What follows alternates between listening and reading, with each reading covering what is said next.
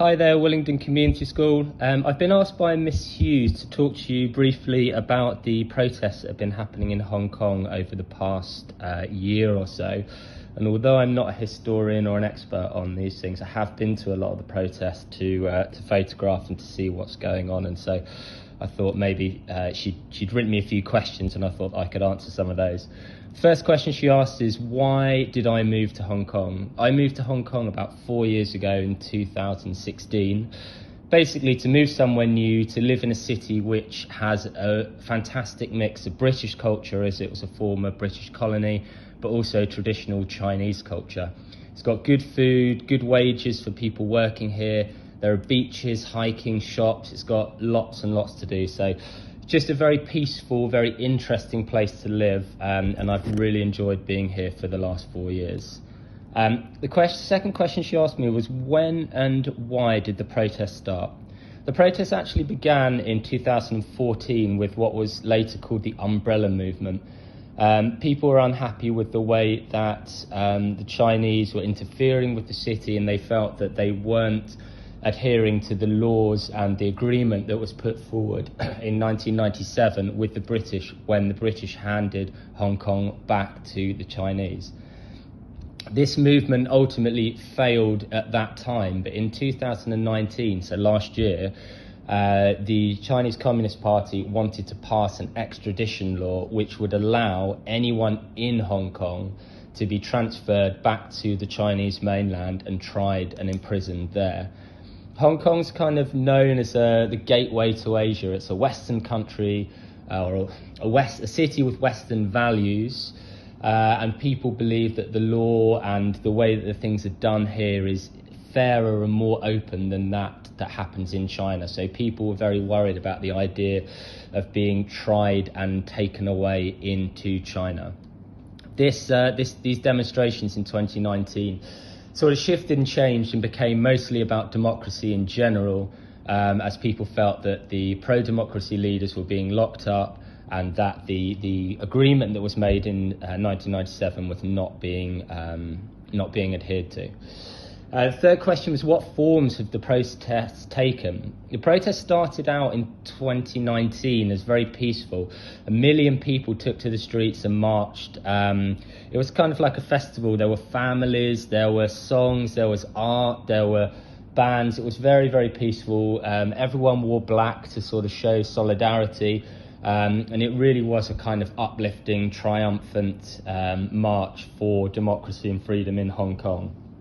The next weekend, these doubled in size, and there were about 2 million people out of a city of 7 million marching. And again, it was very uplifting, not a lot of trouble, very peaceful. You really couldn't move for all the people crowding the streets. So it started out in a very, very peaceful way, but kind of as it got darker, as the evenings came on and as the protests went on, things became more violent. Police began to use a lot more tear gas to break up the crowds. Water cannons with blue dye were used and were fired at people. And obviously, because of this increase in violence from the police, the protesters also became more violent in their own way. Molotov cocktails often used, thrown at the police. Bricks and pavements were torn up and scattered all over the roads so that cars couldn't transport. It was basically a campaign of disruption, and a lot of it was started and run by the students.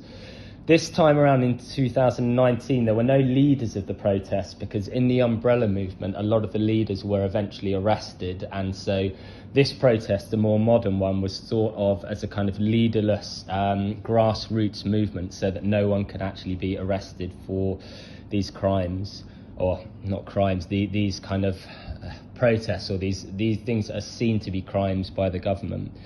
Other tactics were used. The airport was absolutely flooded with protesters on certain evenings, so that anyone arriving couldn't get into the city, people leaving couldn't get out, and anyone who did arrive was told and asked to speak to about the problems that Hong Kong was coming. So it's been quite a clever campaign of not necessarily violence, but disruption to get the world to take notice.